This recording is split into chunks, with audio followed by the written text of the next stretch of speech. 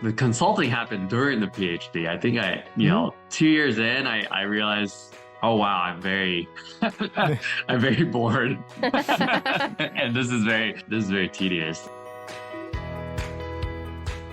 Welcome to the 14th episode of the Struggling Scientist podcast. This is a podcast by scientists, for scientists, anybody science adjacent, and perhaps even hobbyists. My name is Susanne, and I'm here with my co-host Jeroen. Hi.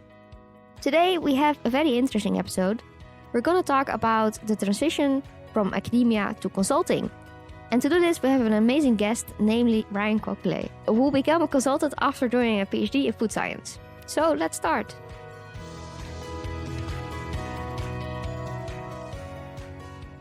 Welcome to the podcast, Bryan. We are very excited to have you here. Yeah, thanks for having me. I really appreciate the opportunity to speak on this subject. Yes. Now, for our listeners, could you tell us a little bit about yourself? Who are you? Where do you come from? Live now? Where did you study? And of course, any interesting hobbies that you have. Sure, yeah. So I started off studying chemistry at University of California in Irvine. So that's in Southern California.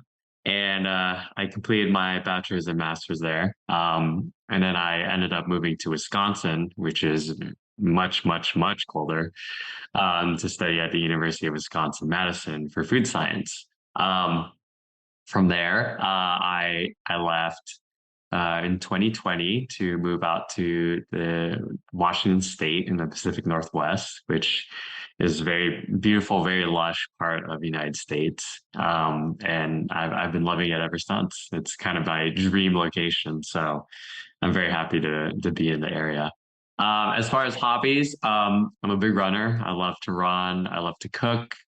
Really, I just like to eat food with my wife. So that's usually what we end up doing. We always try to find the best or interesting, little hole in the wall street food, anything like of that sort. So Oh, yeah, I'd nice. say cooking and eating very important in my life. Well, that fits perfectly with what you did in food. Yeah, exactly. I was secretly hoping you were into pickleball as well, since food science and pickleball. Yeah. It's funny. My wife is trying to get me into pickleball, so Ah, it won't be too far off, right? Yeah. Oh.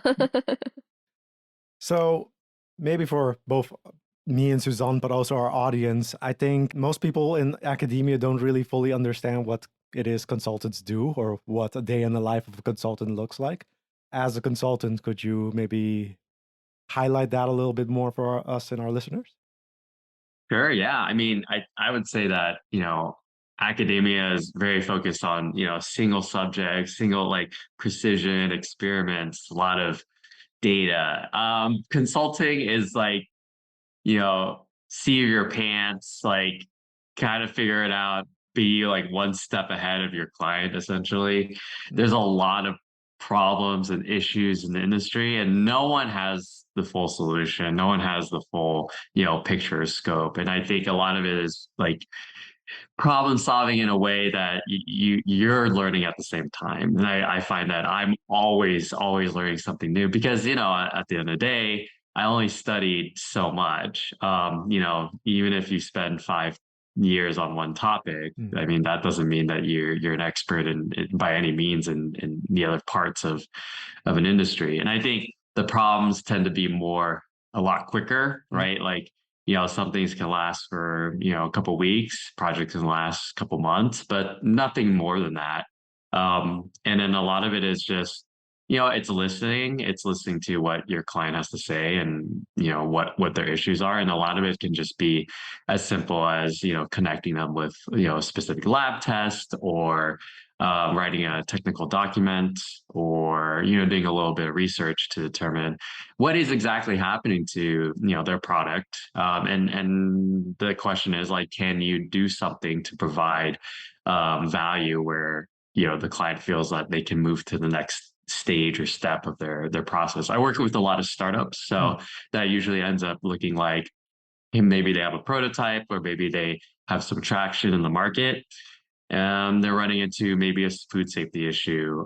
Maybe or their problem is that their flavor is deteriorating.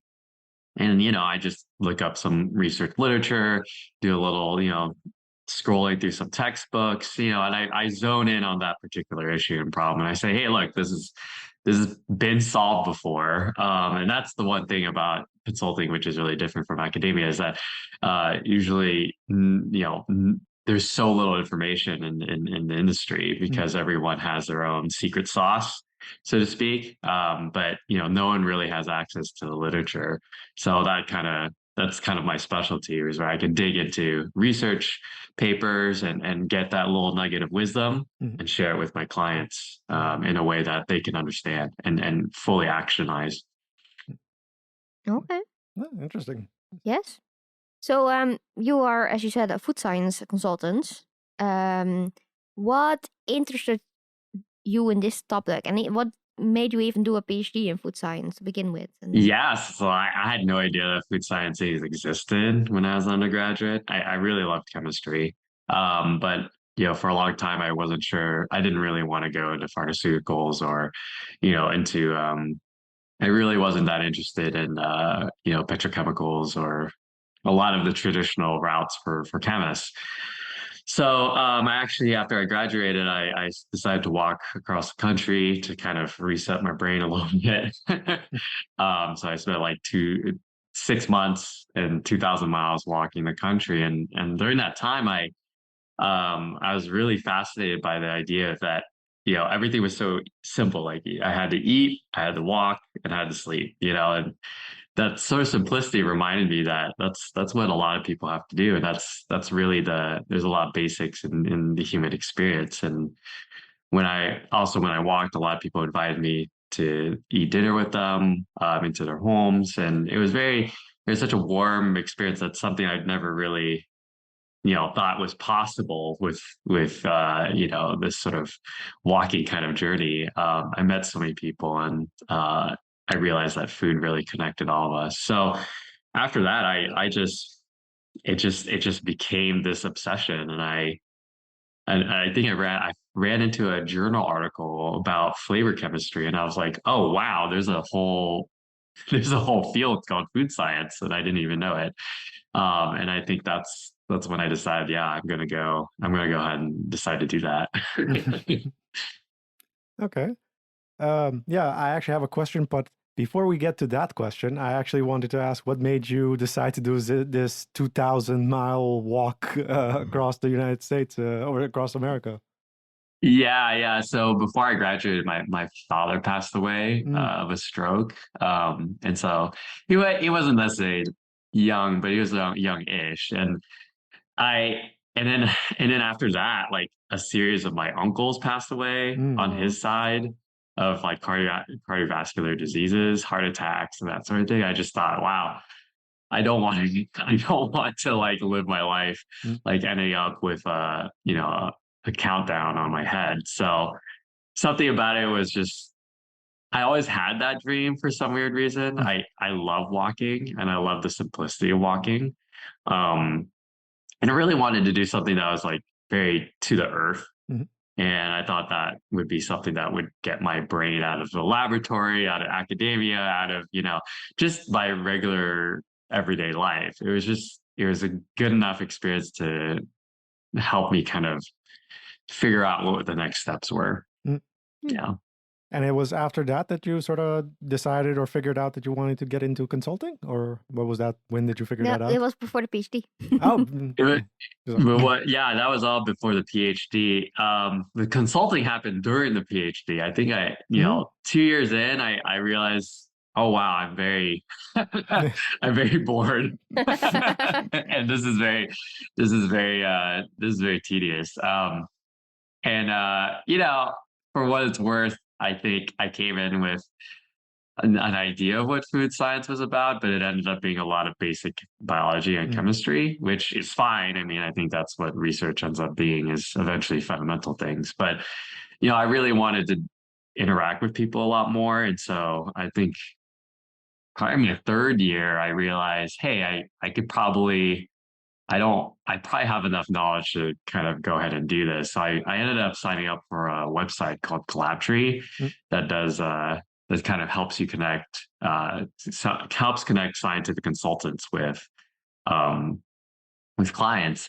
And I just decided to post my a little bit of a blurb about myself. And then I got my first client who happened to actually be in Wisconsin. So, I drove down, and we had coffee and I discussed their project. And I was like, oh, this is a lot of fun. This is like a lot more interesting. And their problem was very simple. It had to do with pH issues.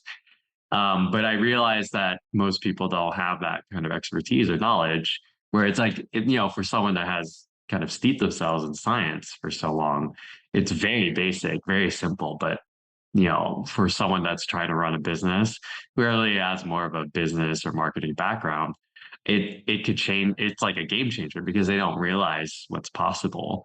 And so I realized, like, in that moment, hey, this is really valuable. And I was really glad I did that, because when the pandemic hit, I had done like a few consulting, projects here and there. But then when the pandemic hit and I couldn't find a job, I was like, well, I might as well jump in because I graduated the same year. So it was a very smooth transition, so to speak, because I already had, all this experience doing it on my own. So you already started consulting during your PhD already. That's interesting. Yeah, yeah. Just because I was a little bored. Oh, cool. So that is mostly the reason that you started getting into the consulting.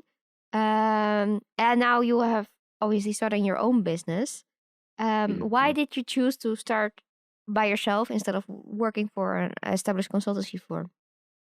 Well, part of it was because me and my wife moved to a really remote location in North America. It was maybe 2.5 hours from any major city. Population of 7,000, very small. So there was no chance of me getting any position. We really moved because she had found a position. Plus, it was also kind of a dream location, very rural.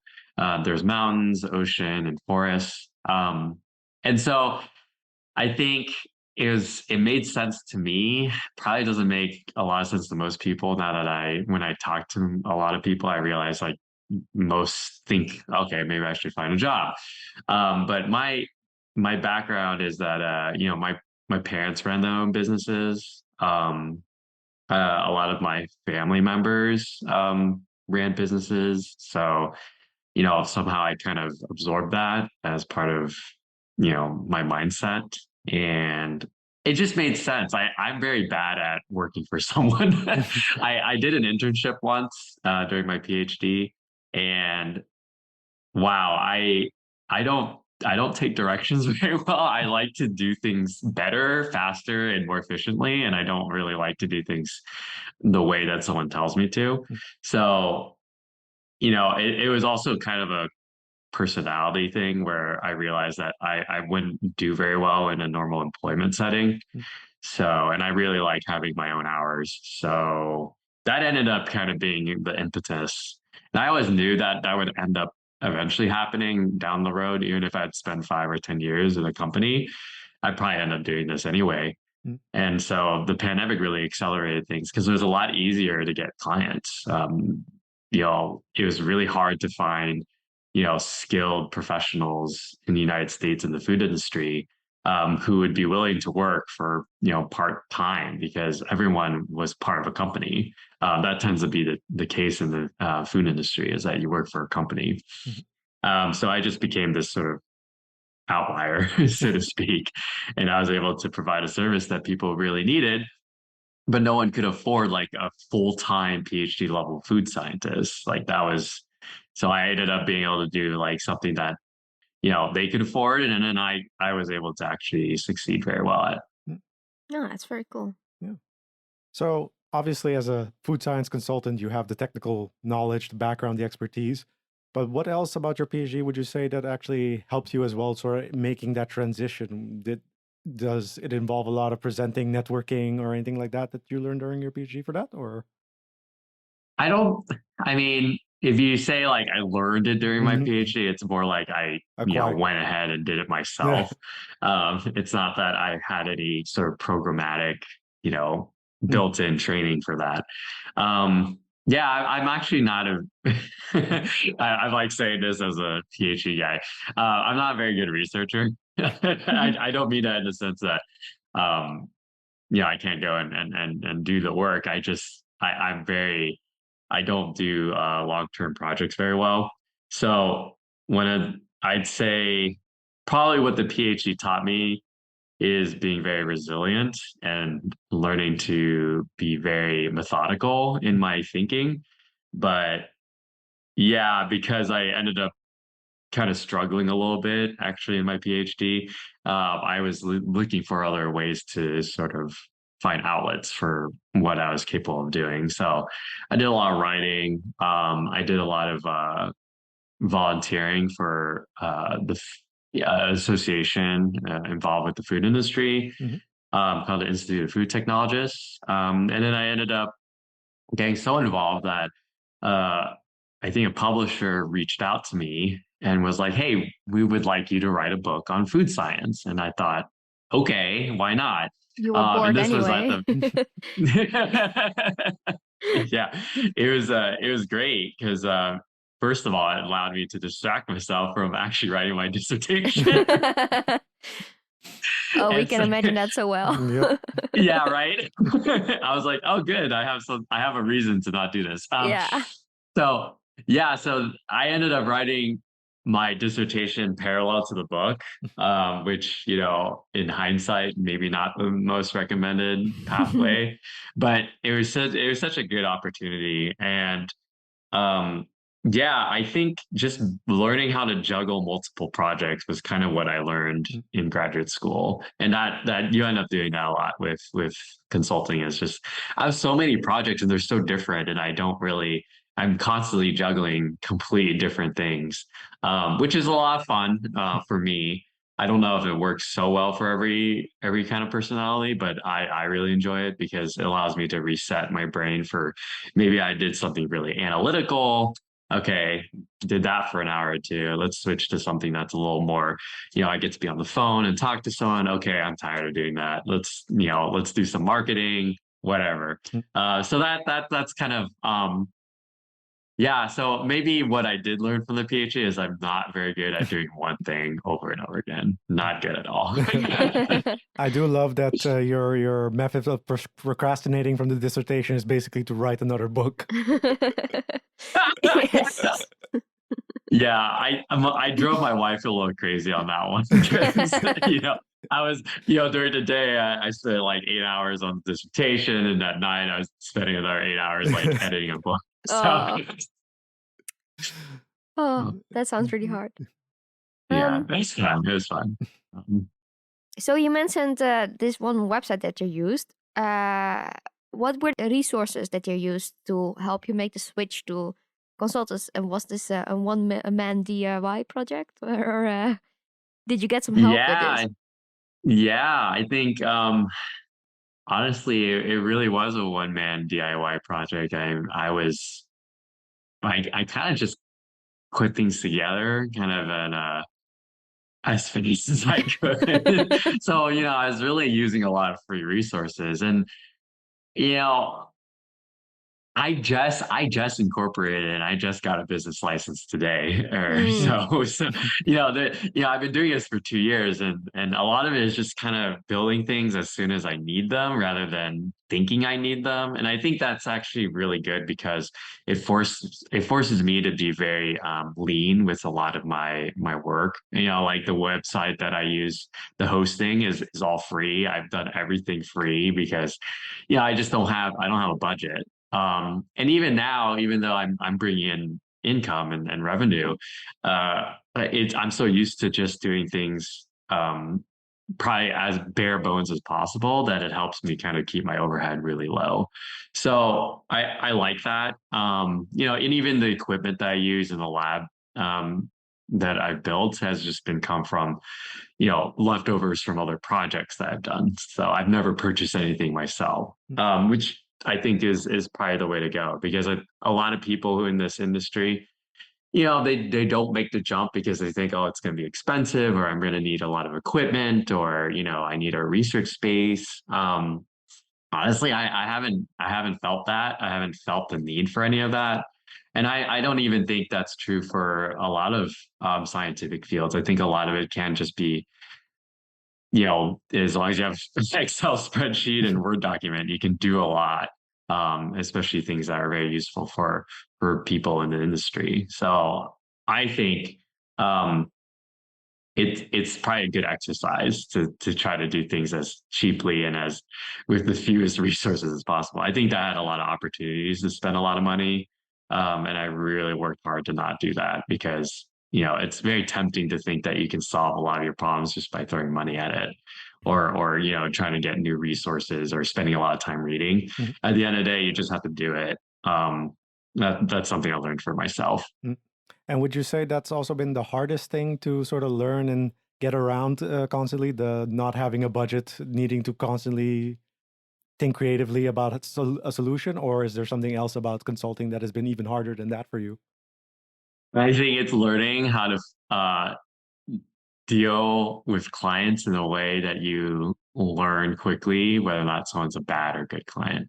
Mm. Because people can really drain your time, and learning to be very, there's the one end, you have to learn how to adjust to people and learn like, okay, maybe this person, is a potentially a good client. It's just that, it takes a little bit of time and some work initially to, maybe we'll scope it out and, do maybe 30 minutes or an hour of preliminary work. And then other times you're like, wow, this person just is trying to get as little as possible for me. So, and that can be really frustrating. Mm. So you end up having to, over the years, I've really learned how to hone my skills as in terms of, does this person really want my services, or are they just kind of, putting me for a loop? And so I've had to be very strict with myself in terms of my time. Mhm. I say time management is probably the most difficult thing. Learning to do all the other stuff, it's fun because I'm learning. I think I really enjoy getting my hands dirty and getting into the nitty gritty of things. But wow, like it's really hard to, I think the PhD experience made me think like, oh, I have unlimited time. Mm. And as a normal functioning human being who has, is trying to build a business, I don't, Mm. right? Like at the end of the day, I really don't. And I've been really good learning how to just like chunk up my time and say like, this is devoted for work and this is devoted to relaxing and taking a break, Mhm. because you burn out, like Mm. because there's so many things to do. There's always more to do, and I think it's really tempting to say like, oh, I'll just do more and more and more, but it's not possible. You have only so much energy in the day, you have only so much time, and you got to deal with other things in your life. Mhm. I just recently bought a house, so now I'm Yep. gardening and cleaning and doing all these sorts of things I never thought I'd be doing. And I'm glad for it because now I can shut my brain off. Mm. Because if I don't shut my brain off, I'm gonna just, you know, Yeah. go into space basically. Yeah. Well, congratulations on the new house. Yes. Thank you so much. I appreciate that. Was there anything that really surprised you also about consulting? Something that you didn't expect beforehand? Yeah, I think people I think business in general, people make a really big hype about, oh, like you gotta like do things right, and like there's a lot of bureaucracy and blah blah blah blah blah. I think with consulting specifically, I kind of think of myself as like a pirate or like a gypsy. I go in and I do my thing and then I leave, and it's so. I think personally, what surprised me is how well suited it is for my personality because you know I don't I don't like to kind of linger, or that's one of the reasons why I don't like to work at a company, is because there's a lot of politics. Mm. And with consulting, there's like zero politics because I'm just some Mm. guy that shows up, I do my thing and then I leave. And that's been surprisingly easy. Just it suits my personality. It's a lot easier than, okay, did I say something? Did I do something wrong? I mean, like think about like how that person felt, and like if I have to see that person again, not a big deal. I'm not saying that I'm like this, brute force, like I'm constantly yelling at people, but I think it's not like a social setting Mm. where I have to think about people and how they're going to take things. I'm like, they paid me to tell them the honest truth, To and be I effective. will. What was that? To be effective. Yeah. To be effective. Yes, to be effective. Exactly, exactly. To not like try to do things in a way that is polite, Mm. so to speak. Which I think I function a lot better that way, in an environment where people really respect and appreciate that kind of transparency and honesty. And that's, yeah, I like that. I like that. And it's funny because the other surprising bit was that I was surprised that academia is less like that. You would think, like, with our desire for data and, to get to the point of things, there's actually a lot more politics, Yeah. which Oh. surprises me. A lot of bureaucracy, and I'm like, wow, I'm really glad not to be at that setting anymore. Mhm. So, what advice would you actually give anyone who's looking to transition from academia to consulting? Yeah, I think it's one of those hard things that um, somehow you have to have some idea that that your personality is suited for it. Because I could imagine if I made this transition and I didn't know how to juggle a lot of different things, it would be really overwhelming. I'd say you got to start small. Like I started, a couple hours here and there in graduate school. I didn't make much, but the idea that I was able to do it gave me a lot of confidence. And Mm. I think that's kind of where people get tripped up. They think it's like an all or nothing kind of scenario. And really, you just have to you got to do a little testing, basically, a little small scale testing, and realize, like, does this make sense for me? Is this right?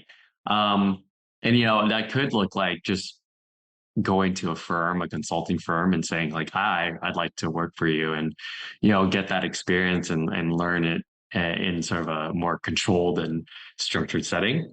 Like I said, I'm very much the type of person that just jumps into things. Probably more often than not, I'll jump into things without thinking too hard about it. So, if you're not comfortable with that kind of that can be really challenging, because I've done some weird things. For example, like, someone just randomly messaged me on LinkedIn and was like, "I can't tell you very much about my project, but would you be willing to jump on a plane and go to Mexico?" And I was, for a second, I was like, "Am I getting catfish? Is this a scam?" And then I was like, okay, whatever. I'll just do it. And it turned out that the reason there was so many things they couldn't tell me of it is Mhm. because the person I was working with was a American actress. So it Mm. was like a really surreal experience of, oh, I'm in Mexico with this person that I can see on TV. So that was crazy. And so that's kind of the sort of mindset you kind of have to have, is just being willing to jump into things, and perhaps not think so hard about it. Which I know can be really difficult for people in a scientific, graduate level program. But yeah, I think it gives me a little bit of excitement and adventure. If you like that, if you like a little bit of things being different every day, I think that's the kind of personality that you need to have for consulting. Because I just I not to denigrate my work or anything, but a lot of times I'm really am shooting from the seat of my pants, because some things I really don't know, but as long as I'm one step ahead of my client, they will appreciate the work that I do. Hmm. Yeah, yeah. Okay, well, that was really interesting. I think that also answers our question about what kind of personalities you would recommend this for and whatnot. So, thank you so much for talking with us today. And we have learned a lot about consulting, and hopefully our listeners too. Do you have any social media handles or websites you would like to share with our audience so that they can find you? Yeah, so if you just go to my website at Bryan Quocle, that's BryanQuocle.com. You can find all my work there, my portfolio, and that I hope that gives some people some idea of, like, how this can be done. And it's I won't say it's easy, but I will say that it's rewarding. And if you really like to learn more on the business side of things, I think it's a really great experience. Especially transitioning from academia. Very cool. Yes. If our listeners have any questions, suggestions, comments, papers we really need to read, or science that we need to hear about, you can reach us either via our website, thestrugglingscientist.com, or via our email address, thestrugglingscientist@hotmail.com. We also have a lot of social media. Jaron, which ones are those again? Twitter, Instagram, Facebook, LinkedIn, and a little bit on Pinterest. Yes, and everywhere you can find us as The Struggling Scientist. Also, definitely check out our website for our amazing merch. We will now also have Christmas sweaters, science-inspired Christmas sweaters that are absolutely amazing. So check them out, and we hope to see you all next time. Bye. Bye. Bye.